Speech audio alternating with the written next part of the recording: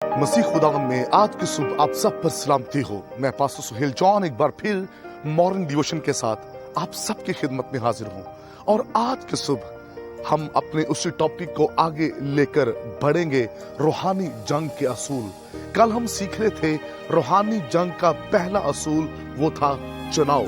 खुदा के लोगों, इस दुनिया में याद रखिए इब्लीस और उसकी कुव्वतों के साथ लड़ने के लिए चुनाव जरूरी है।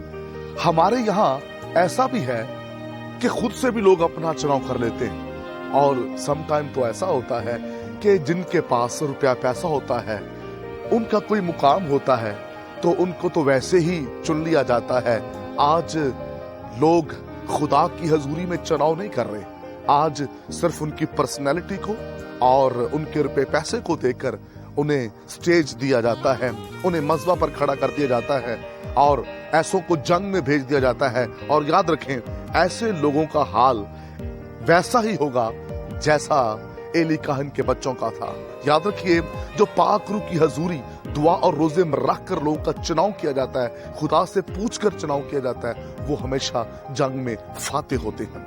आज हम अपने दूसरे पॉइंट को लेंगे।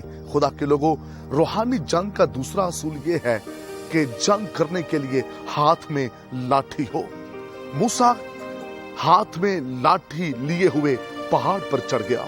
खुदा के लोगों, याद रखिए, लाठी इख्तियार को पेश करती है। खुदा के लोगों, जब तक हमें इख्तियार ना दिया जाए, हम कभी भी जंग के मैदान में ना उतरें। जब हमें इख्तियार मिलता है तो उस इख्तियार से जो हमें यहोवा खुदा की तरफ से मिलता है, हम इब्लीस और उसकी कुव्वतों पर, दुश्मन पर गालिब आते हैं। खुदावंद यीशु अल मसीह ने अपने शागिर्दों को इख्तियार दिया और कहा, जाओ सांपों और बिच्छुओं को कुचलो और इब्लीस की सारी कुदरत पर गालिब आ जाओ।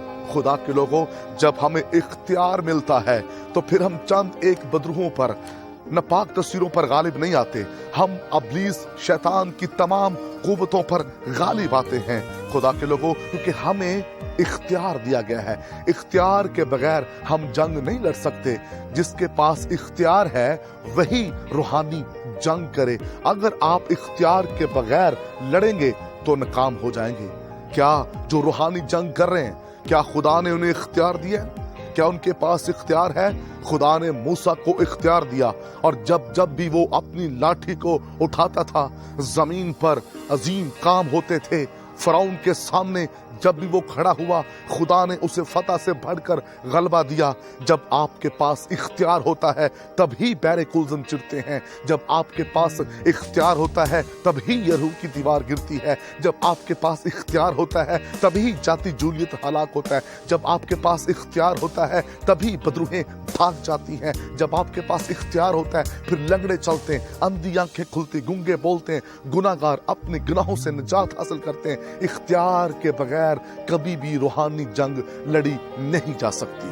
खुदा के लोगों, यहाँ मूसा के हाथ में लाठी है और जब आपके हाथ में लाठी होगी, इख्तियार होगा आपके पास, तो फिर आप फतह से बढ़कर गलबा पाएंगे। नाकामी तब होती है जब इख्तियार नहीं होता, जब हम चुने नहीं जाते, तब नाकामी होती है। इससे पहले कि आप दुश्मन से लड़ें, इससे पहले कि आप इब्लीस की कुव्वतों के साथ लड़ें, जादूगरों के साथ लड़ें, उससे पहले इख्तियार का होना जरूरी है। यहोवा खुदा ने मूसा को यकीन दहानी दिलाई, जो इख्तियार दिया गया, खुदा ने प्रैक्टिकली तौर पर उसे चेक करने के लिए कहा और उसने उस इख्तियार को चेक किया और फिर वो निकला और कभी भी मूसा अपनी जिंदगी के अंदर जंग में नाकाम नहीं हुआ, क्योंकि खुदा जब आपको इख्तियार देता है फिर आप नाकाम नहीं होते। खुदा यीशु मसीह जब आसमान पर उठाए जा रहे थे तो कलाम मुकद्दस के अंदर लिखा है, यीशु ने कहा, आसमान और जमीन का कुल इख्तियार मुझे दिया गया है, तुम सब कौमों में जाकर अंजील की मुनादी करो, शागिर्द बनाओ और मैं दुनिया के आखिर तक हमेशा तुम्हारे साथ रहूंगा। याद रखिए, आपके और मेरे मसीह के पास दुनिया का कुल इख्तियार है और जब वो आपके साथ है तो फिर आप फतह से बढ़कर गलबा पाएंगे। खुदा इस कलाम के वसीला से आपको बरकत दे। मेहरबान बुजुर्ग आसमानी बाप, दुआ करते हैं कलाम सुनने वाले इख्तियार पाएं और इख्तियार के साथ बदरूहों पर गालिब आए, यीशु नाम में।